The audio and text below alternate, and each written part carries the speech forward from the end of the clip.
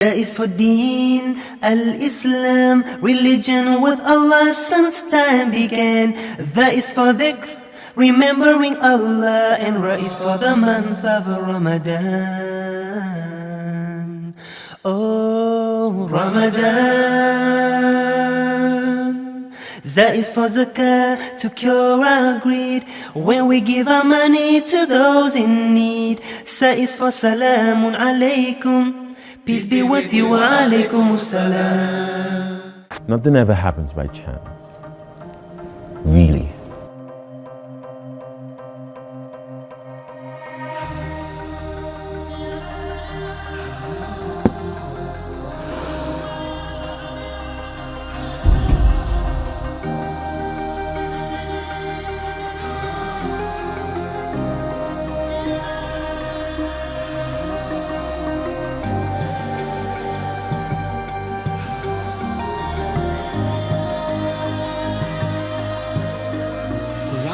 Now they don't know your name. They will see your game. Turn the dark to light.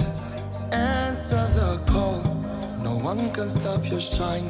The world Focus on the destination and not the journey or where you're from.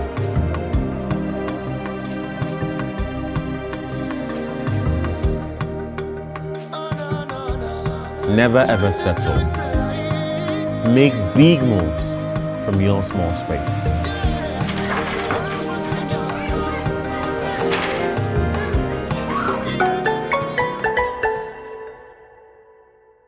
أعوذ بالله من الشيطان الرجيم بسم الله الرحمن الرحيم الحمد لله رب العالمين والصلاة والسلام على رسول الله وعلى آله وأصحابه وسلم تسليما.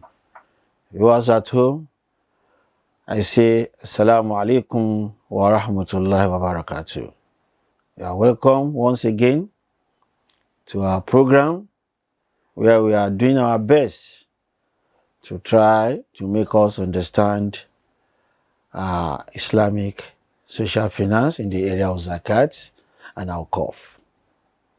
Today we are trying to move forward by emphasizing the importance of the role of a Mutawali and a Nadhir. We are able to look at the qualities of a Mutawali and a Nadhir.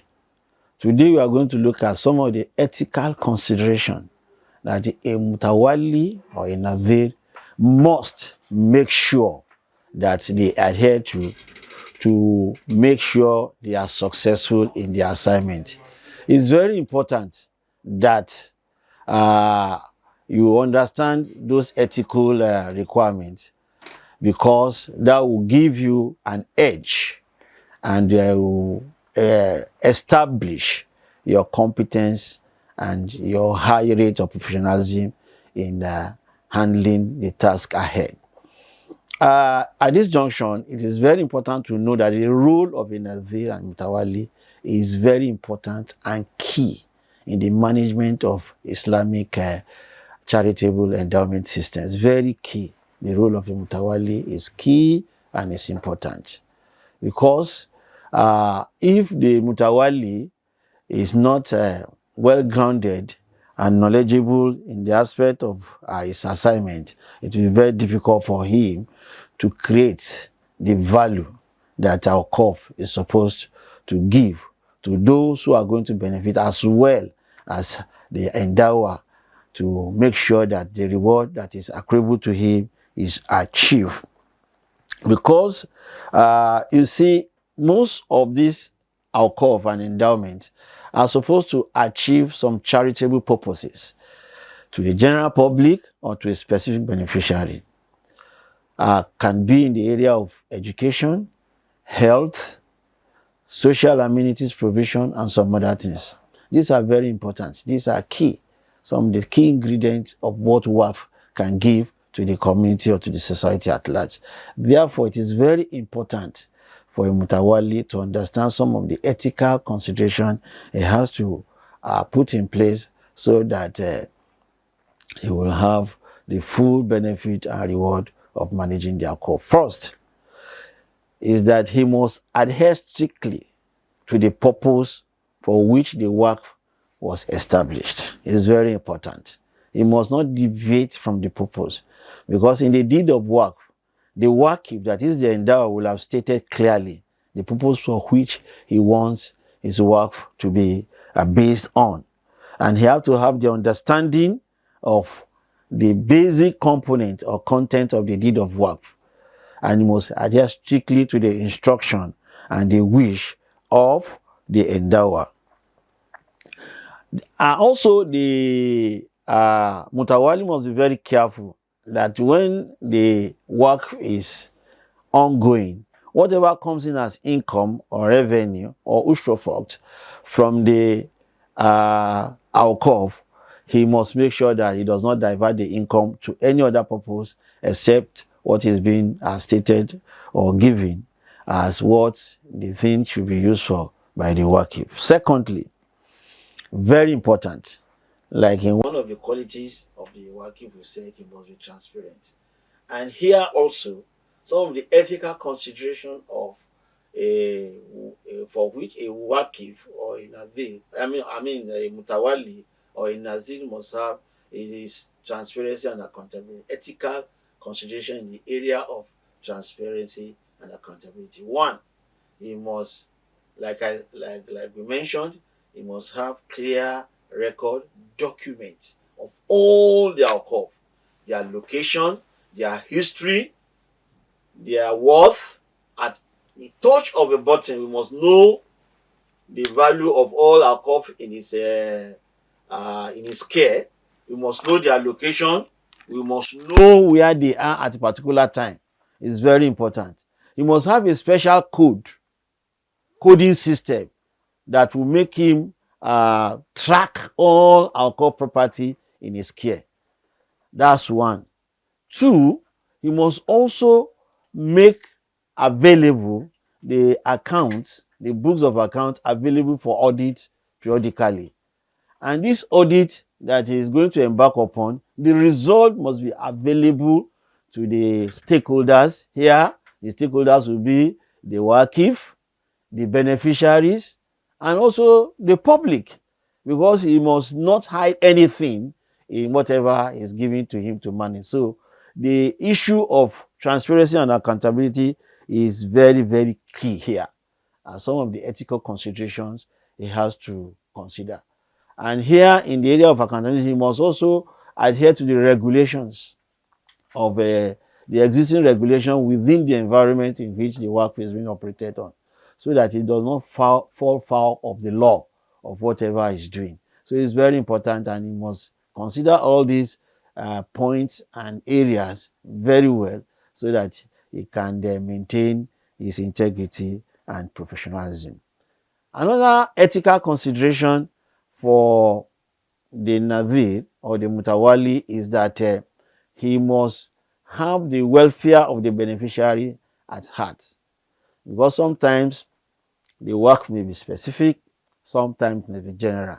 If it is specific, those who are the beneficiary of such work or Waqf, you must have their welfare at heart. You must take care of their welfare issues from whatever is coming out of the Waqf property pledge for the endowment, as well as also if it is for the community use, you must make sure that the interest of the community is protected, and you must ask the community what they need in whatever the work is generating, not what you want. It's what the community needs you have to consider. So ethical management includes assessing the needs. Yes, you must assess the needs of the beneficiary or the community before you apply the income. It's very important. You can't just go ahead and do something that they don't need. You are just forcing it down their throats.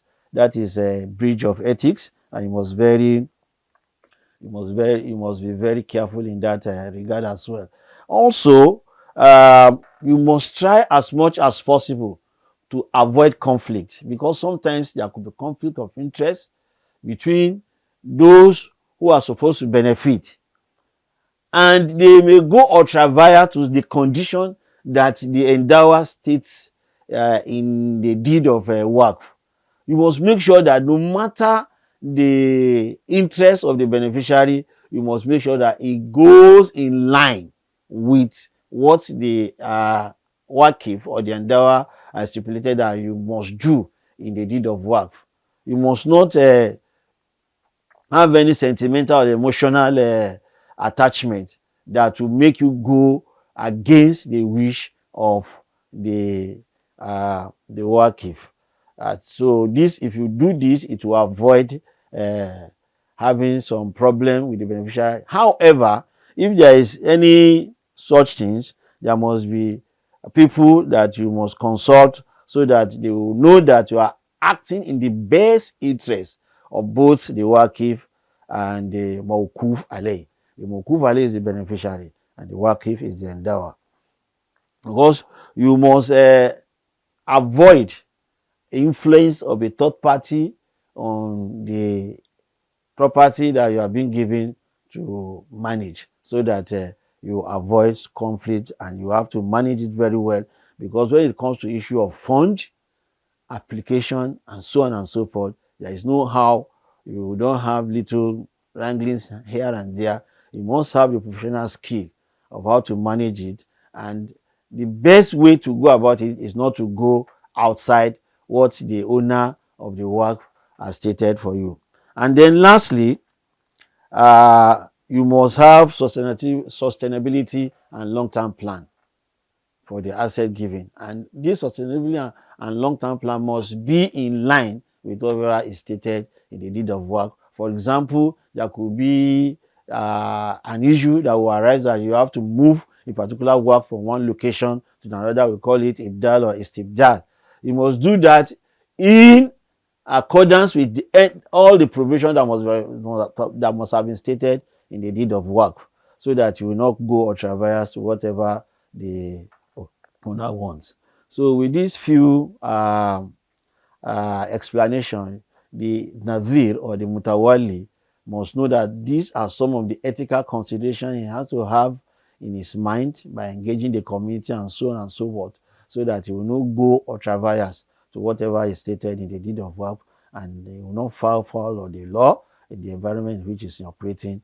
As a result, he will have maximum reward to the owner and himself for doing what he's supposed to do rightly. So I remain yours sincerely, Maruf Ahmad, the Executive Director of the Waqf Foundation, where you can place your work and go to sleep, because we manage it and we will not regret having an association with us. Thank you. God bless. آمنت بالله وملائكته وكتبه ورسله واليوم الآخر والقدر خيره وشره من الله والبعث بعد الموت لا إله إلا الله. آمنت بالله وملائكته وكتبه ورسله واليوم